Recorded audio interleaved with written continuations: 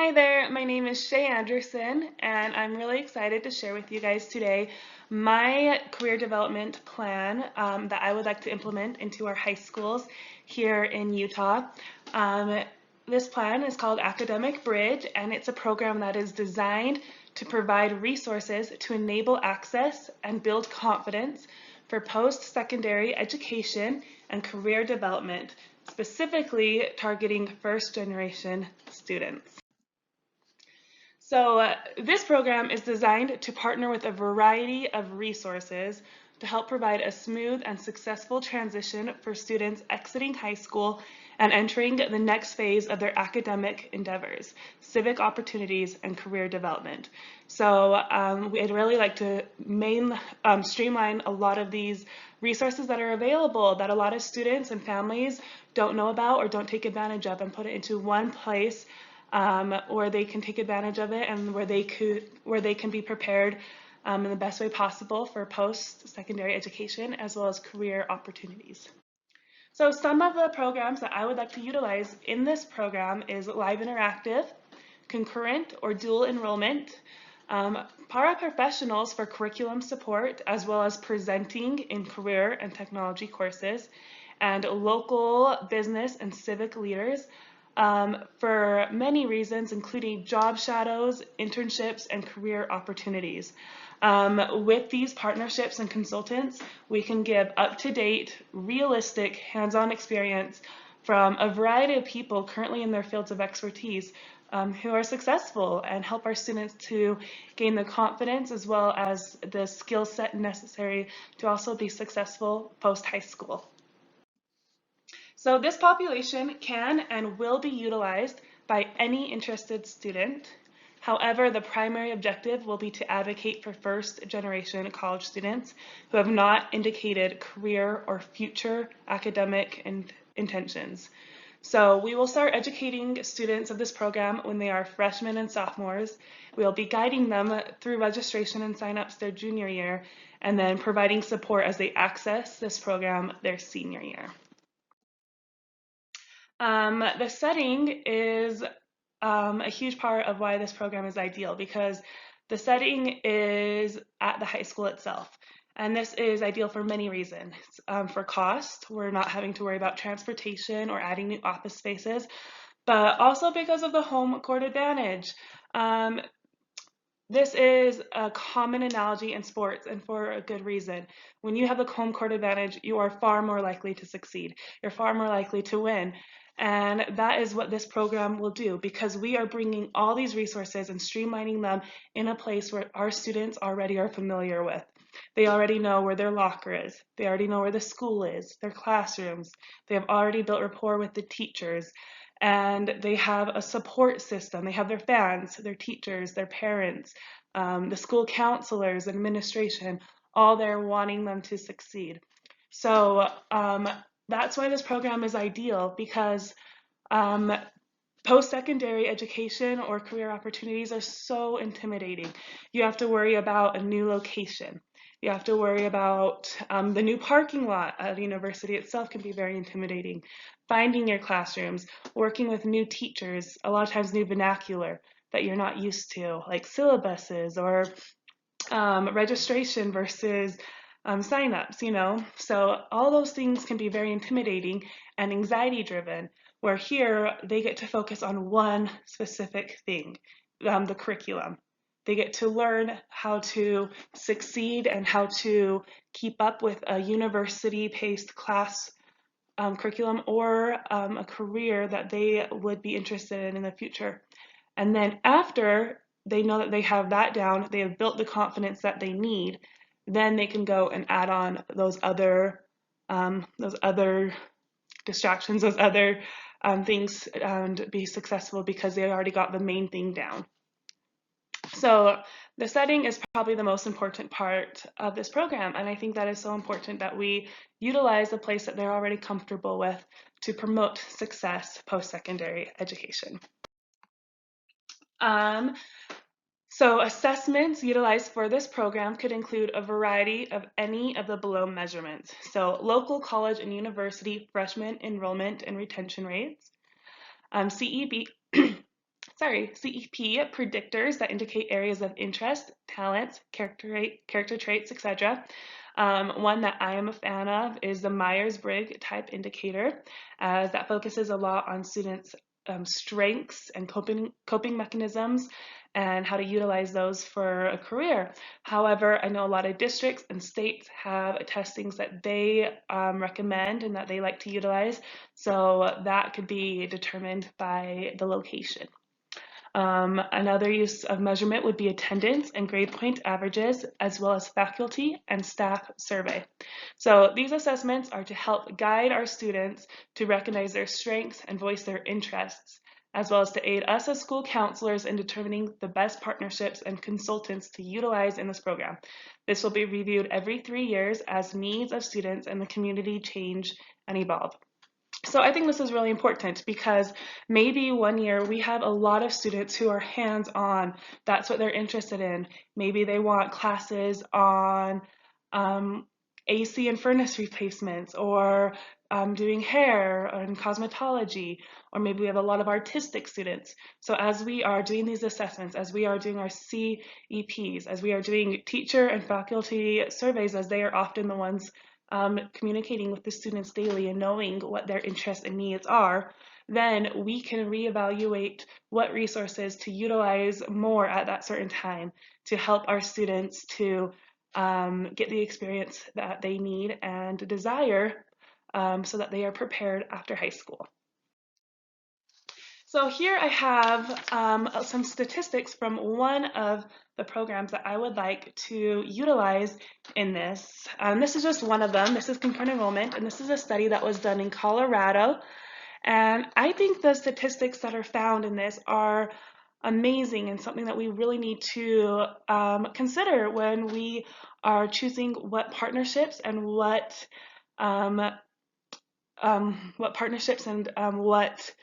collaborations we are using at our school. So some of the studies that are in this graph is that students who utilized concurrent enrollment in high school were 25% more likely to attend college. So that in itself is amazing. There's probably a variety of reasons that go into that, including confidence and the ability to, or to know that you have the ability to succeed post-secondary, as well as maybe giving the resources to apply and to attend after. So that in itself, I think, is an amazing statistic. The second finding in this study is that students were 8% more likely to get a 2-year degree in 2 years after high school who participated in concurrent enrollment. And then the third one is that 10% of students were more likely to get a 4-year degree 4 years after graduating high school. And then the last one was students who participated in concurrent enrollment were 9.6% more likely to have a higher wage 5 years post-graduation. So again, that is just one of the many programs I would like to utilize in this Academic Bridge career development program. And the statistics from that one alone in this study, I think, are amazing and show just how useful these programs can be in really helping our students to succeed.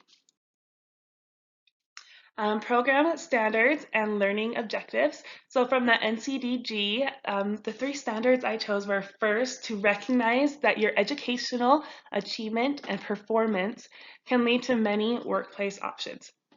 So I find this one so important because I feel like a lot of times we measure success by if our education linked directly to our occupation. So maybe you see somebody who got a degree in English, but they are working at a computer job, and you're thinking that obviously was a waste of time or money. However, we know that really that degree and that education helps them in their current occupation, whether that's with efficient communication, both written and oral, as well as showing that you have the work ethic and the determination and that you can finish hard things, which is very appealing to all workplaces. So just recognizing that education doesn't necessarily take you from A to Z. However, it will help you to have more options to succeed later on. Re-examine your career goals and adjust as needed. So I love this one because that is one of the primary reasons I want to do live interactive, why I want to have concurrent enrollment, why I want to have businesses partnering with us to give kids opportunities for job shadows and practicums and internships, because a lot of times, more often than not, I feel like you learn what you do not want to do versus finding something that you are super passionate about. And that is okay. That is great because you learned it in a setting that you're familiar with. You learned it at a very cost efficient place instead of after spending years of time and effort and money to discover that maybe the career that you thought was meant for you actually isn't. So along with these opportunities given, we will continue to meet with these students regularly who are participating in these programs to help them to re-examine their goals and their career plans based off of what they have experienced and learned through this academic bridge. And then the third standard from the NCDG that I chose was to assess the impact of your education, work, and family experiences on decisions. So an example of this is from my psychology teacher for my undergrad, and she was talking about how one day her husband mentioned that his dream job, if he could have any, would be to be a high school football coach. And she was shocked because she never heard him mention this before. And she, being the psychologist and wanting to promote the best in everyone, went to how do we make that happen? And his response was, although that's a job that I would love, I would not love it in this time of life because right now what's more important to me is having more money, having a house that I am comfortable in, vacationing with my family, more time at home. And in this stage of life, those things are more important to me than a job that I would love more than my current job. So overall, that was where he believed he wanted to be, and that would bring him the most happiness in that specific area. And I love that because maybe when he's retired, another, that would be when a high school football coach would be his dream or would bring him the most happiness. And I think that's so important when we work with our students to help them to recognize that there's many aspects of a career. There's feeling that self-worth. There's the money, which is important. There is being around your family, time off, time at home. So many things to consider and choosing what is most important to them. Um, from the ASCA mindset and behavior standards, some of the standards that I would like to utilize is long and short-term academic, career, and social emotional goals. So I'm very passionate about social emotional learning, and I think that goes hand in hand with our success in academic and career choice, and that's something that we need to utilize and have a full range of. And so as school counselors, we have that unique opportunity to work with these students to help them to be successful both academic and vocationally as well as social emotional. So I hope that with this program we can help them to reevaluate those goals and to create realistic short as well as long-term goals and plans to succeed. Engagement in challenging coursework. So live interactive and concurrent enrollment and other dual enrollment programs are very adamant about this, which is why I think it's very important to include it in this academic bridge standards. They want the coursework to be rigorous. They want it to align with the coursework at the university. And that's important for us because we want to give our students a realistic expectation of what to expect after high school. We want to challenge them. We want them to feel accomplished with what they have done, and we want them to be able to plan accordingly for when they are done with high school. So this is something that is important that we work with the teachers, we work with the university liaisons, and we work with professional development to make sure that our curriculum is up to date, that it is efficient, and that it will challenge the students and like I said, provide a realistic mindset of what post-secondary education or their career development will be. Balance of school, home, and community activities. So this is really important because that's what this program is. We are working with the universities.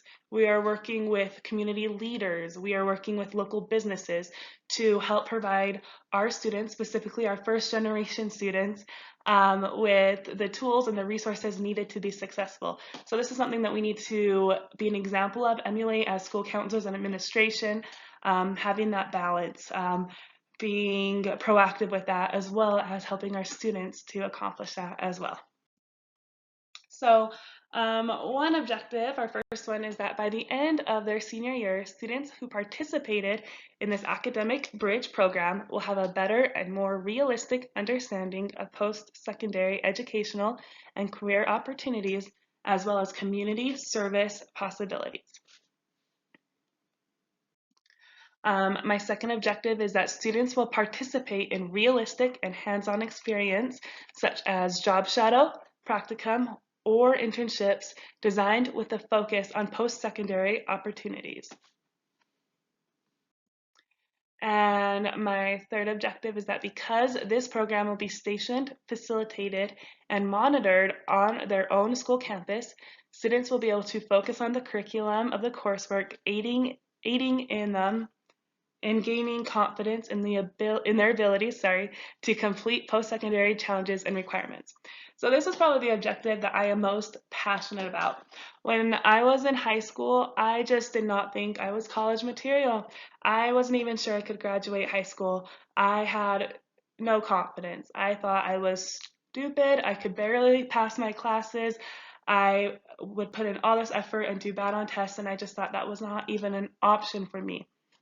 But luckily, I had some great mentors and some experiences that helped me gain confidence that with the right resources, with hard work, the correct work ethic, and utilizing all these things, including my support system, to my advantage, that I could succeed at a university level. And I did. I was able to get my undergrad with a good GPA, and I never thought that was something that was possible. And I'm very lucky that I had resources available to me and I learned at a young age how to utilize them. Um, so I'm very passionate about this because I remember feeling so lost in high school, feeling like that just wasn't even in the cards for me. But I want to make sure that um, we are able to recognize those students and help them to know that if that is something that they want, if that is something that they desire, that we can help prepare them to succeed after high school in those areas. So some interventions that I will go over to help this program, this academic bridge program, to succeed and to be the best it can be are first to educate parents on how to help their students to access resources and use the necessary technology in preparing for post-secondary education and notes.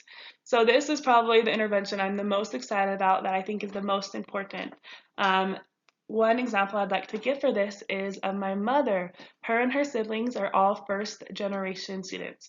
My grandpa graduated high school but did not go on to college, and my grandma dropped out of high school her junior year. Her parents were so supportive. They wanted everything for their kids. They wanted them to go to college, but they had no idea how to help them. They were intimidated to go to parent-teacher conference because they didn't feel um, they were embarrassed. They felt like they didn't even graduate high school or college, and they didn't want to ask dumb questions. They didn't want to embarrass their kids. That was something that was very intimidating to them. And they also did not know how to utilize resources or how to help their kids to apply or look at colleges. That was just a whole new world to them. So even though they were so supportive, even though they wanted the best for their children, um, they weren't able to help them in this. And so this is something that I think is so important, is that we recognize that these parents, they want the best for their children most of the time, and we need to make sure that we are giving them the tools necessary. So I think every semester would be a great time to utilize a parent meeting in a non-threatening environment such as the school, where we teach these parents, we educate them on the resources available and how to use these to help their children so that they can feel confident in doing so. The next intervention I have is that if there are any attendance, late work, or GPA patterns that are of concern, the school counselor will communicate with the student with the purpose of advocating as well as educating the student on possible implications of these patterns in a post-secondary setting. So one thing I want to emphasize here is we're still being empathetic. We understand that often these patterns are from outside sources. They are a lot of things going into them. However, we want to make the student aware of what will happen post high school if these patterns continue, and help them to find a way to stop these patterns and to improve their educational and career development. As part of the community outreach program, there will be an emphasis on locating and being in contact with community leaders, university personnel, and business employees who can support and communicate well with those families and students whose primary language is not English. So here in Utah County, we actually have so many students where English is not their primary language. And a lot of these students I know are the brightest, most competent, hardworking students. However, they are struggling in school and they're struggling seeing themselves in the workforce because they have a hard time understanding the directions given to them and often feel like they can't succeed in this environment. So I think this part is really important, that we bring in business personnel, we bring in employees who are successful, who speak the language of our students, who look like our students, and help our students to see themselves in a successful environment. The last one I have is to locate professional development opportunities and curriculum that will support teachers in designing and delivering the supplemental information into their curriculum. So we've talked about the rigorous coursework, and we want it to be in line with the university's curriculum. And so we need to make sure we are training our teachers and giving them incentives to be able to do so, and to be able to teach our students at a level that is needed in the university or post-career or post-secondary opportunities. So delivery, there's some sections that go with this. So pinpoint local college and university business owners and civic leaders to share presentations, lectures, and demonstrations in the classroom, as well as to provide job shadows, practicum, internship and opportunities. So we kind of talked about the internship and job shadow opportunities, but another resource that we are streamlining into this academic bridge program is having these local community resources coming into the school and teaching floral design, teaching sewing, teaching AC and furnace repairs, or handyman electric work. So demonstrating and giving students ideas of things that they may be successful with and that they might be interested in that aren't always in the normal academic setting. Collaborate with university department liaisons to review and align curriculum, provide assessments and resources to teachers who will be incorporating their curriculum, invite and encourage high school teachers to participate in the university faculty meetings, enabling collaboration, and this could be in person or be online with resources that we have available now like Zoom. And invite and encourage administration to attend student and parent orientation so they will be able to support participating students and families. Marketing, so an orientation for 9th graders during school hours will be given. There will also be an additional evening one for parents or others who are in the student support network. We talked about how implementing the family is a big part of this program, a big part of this academic bridge, so that the family can be involved, so that the students' rate of success is much higher. We will educate all teachers and faculty on this program so that they can be aware and supportive, as well as an advocate for this program. So this is important that all teachers are aware, not just those who are participating, because there's many examples of why we need that, including a lot of times the times of classrooms in a university is different than the ones here at a high school. So if they're doing live interactive, that might come into play. They might be a few minutes late or have to leave a few minutes early from another class to incorporate that into their coursework. Brochures in different languages will be mailed home, as well as made available in the counseling and front offices of the school. We'll make sure everyone is made aware of this program. And then hiring the university calling center to contact homes to inform them of upcoming orientations, as well as informational resources. Resources and costs. So like we've talked about, a lot of these programs are already available. However, our main goal is to streamline them and to make them more smooth of a transition here in the school, so that students and families are more able to access them and utilize them for their advantage. So Live Interactive and concurrent enrollment and other dual enrollment programs are already funded through the state of Utah, which is where I'm located. However, something that we have to consider there is that incentives for the teachers to add to their current curriculum and assessment procedures, as well as to attend and receive professional development, that is an investment. However, one thing that's great about this is that is an investment through the university a lot of times. They'll pay about $150 per teacher in the high school to come to professional development, as well as offer incentives such as tuition reimbursement, CEUs, state credit, and recertification points, free public transportations, etc. So there's a lot of incentives that won't be costing us at the high school a lot of money. Colored brochures and posters. So for about 1,600 students, which is what I was estimating based off of our local schools, it would average around $850 per year. And the calling center would average around 26 an hour for 2 university students to make outbound calls. So again, if we were doing it for about 1,600 students, the ceiling cost of that would be about $695 a year. That's because working with the university for we get discounts on things such as the printers as well as their calling center. So that is a great resource and very cost efficient aspect of the program. So a lot of the evaluation of this program goes hand in hand with the assessments that I discussed earlier on, including local college and university freshman enrollment retention rates, attendance and grade point averages, faculty and staff survey, as well as parent survey. So if these assessments show that the enrollment and retention rates, attendance, GPA, as well as satisfaction from the families and the staff have improved, then we know that this program has been successful. So these are just some of the tools that we want to utilize to improve this program and to find out what its needs are. Like I mentioned earlier, we would review these every 3 years because we know we'll have new students and the needs of the school as well as the community will be changing and evolving. Yes, so sorry, that was the same thing I was just talking about. So it'll be given every 3 years, and that we will use that information to bring in the best resources to help our target population for success. And then these are some of the references. They're also in my notes throughout this presentation. I am very excited about this program. I think it could be very beneficial for many students, but specifically our target population of first-generation college students. And I hope it's something that you greatly consider us implementing into our local high schools. Thank you very much.